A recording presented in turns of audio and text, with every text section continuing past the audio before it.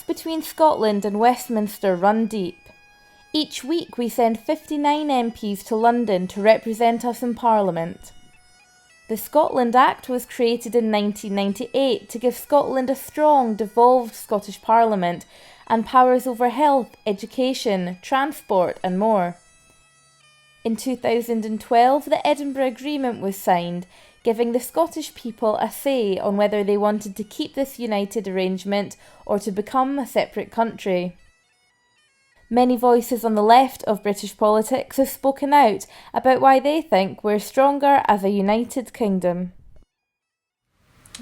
The Miners' Union in 1972 won an historic battle against the Tory government, and we won an outright victory for better wages for miners, and it happened north of the border and it happened south of the border. We all got the same increase. Now you should remember that we were stronger together. But I don't believe in flag waving of any kind, quite frankly. I've never waved a Union Jack in my hand. I believe it's for nationalists, and I don't believe in nationalism. I think it's like parochialism, and that's why I want the Scottish people to vote no in this referendum. I want them to be still part of this trade union movement that is not as strong as it was way back in the 1970s when there were 13 million trade unionists, and now there were probably only half as many. But I want to see it grow before I finish. I want to see it start growing again, which it is in various parts of Britain, and get people back into work. And I know that we can do it better together than apart. That's always been true. I would so much rather spend the money that we have here in Scotland and our time and our energy on issues of social justice and redistribution of wealth and power. I mean, for example, the set-up costs, we don't know what those would be for a new state, and I think that those costs could better be spent on issues that are devolved at the moment, like in terms of education, health and in terms of childcare. What people need to realise is that the gains that we have made over the last century, the gains of universal education, the welfare state, the National Health Service and the national minimum wage, we won these gains across the UK because the labour and trade union movement argued for them and delivered them. That's what we won together, and I think people should never forget that. These are big gains for our society, and we won them because people stuck together to deliver them. But if you look at what the SNP are saying, they're actually talking about a race to the bottom.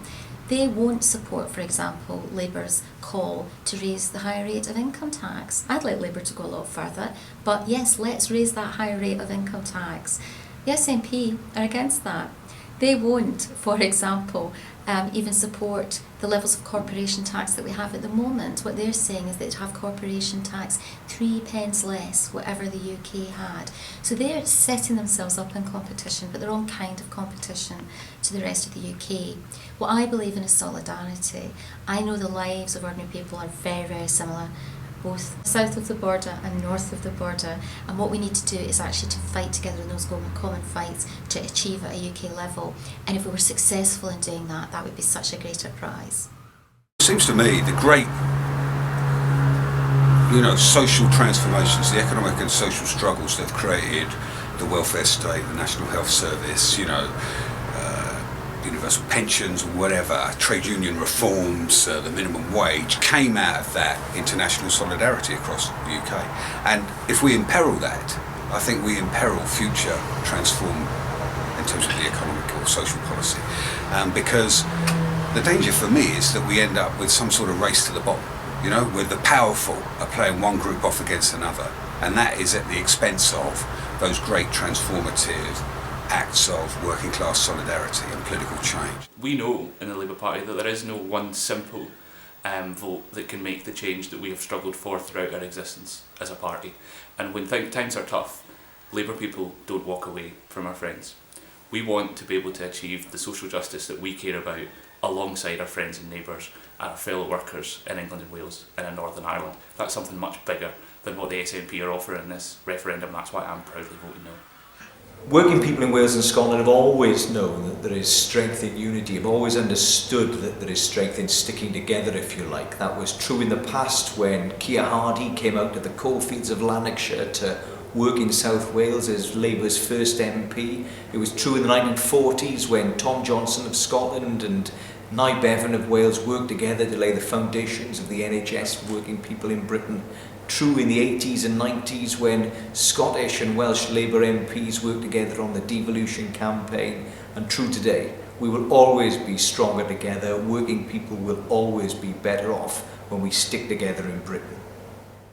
I don't see we're becoming a smaller body of workers supporting an ever-increasing body of older people and having to deliver a welfare state and public services. I don't see how that's viable when you're reducing the numbers of people, the numbers of working people that are able to contribute to supporting that welfare state.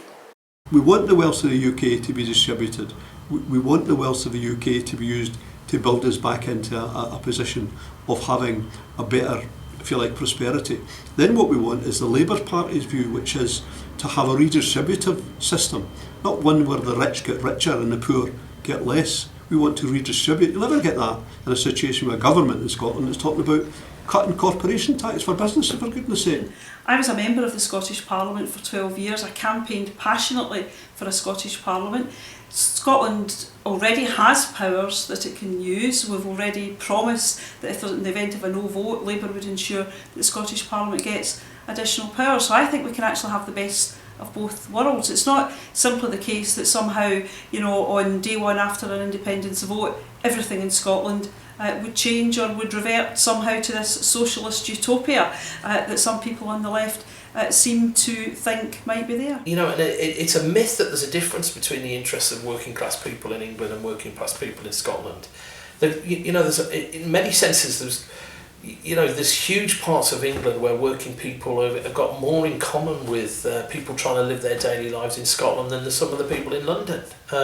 Just because the media portrayal is that the sort of everyone is part of some kind of English establishment, it's not actually the reality of working lives in Britain. As a teenager, I joined the Labour Party because I believed in fairness and in social justice, and I believed in socialism. I want social justice across the UK. For me, it doesn't stop at borders. The Labour movement has achieved what it has in the United Kingdom because we know that unity is strength. We know that an injury to one is an injury to all. To me, nationalism is about division, it's about setting people against each other. And I think if we want to go on and achieve more as a Labour movement, then we need to work together and we need to stick together. And that's why I'll be voting no on the 18th of September. A large number of my constituents lost their pensions when their company went into liquidation, and they were left after paying in all their lives with absolutely no pension. It affected 145,000 people throughout the UK at that time, and we fought a long battle and a long hard campaign under the Labour government, but with the support of the UK trade union movement. It was vitally important, and we eventually got the financial assistance scheme, which gave these people 90% of what they were due, and it heralded in the pension protection fund, where never again will people be able to lose their pensions.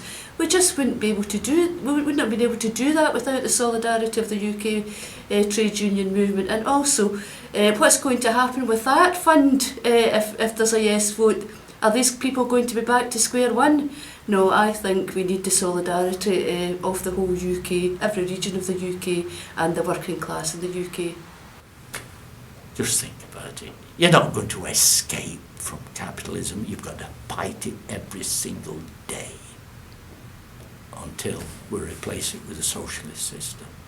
And as socialists, there's always new battles to fight, and we're stronger fighting them together. That's what I have to say to the Scottish people who are going to have this vote. Just remember, the battle against capitalism has to be powerful.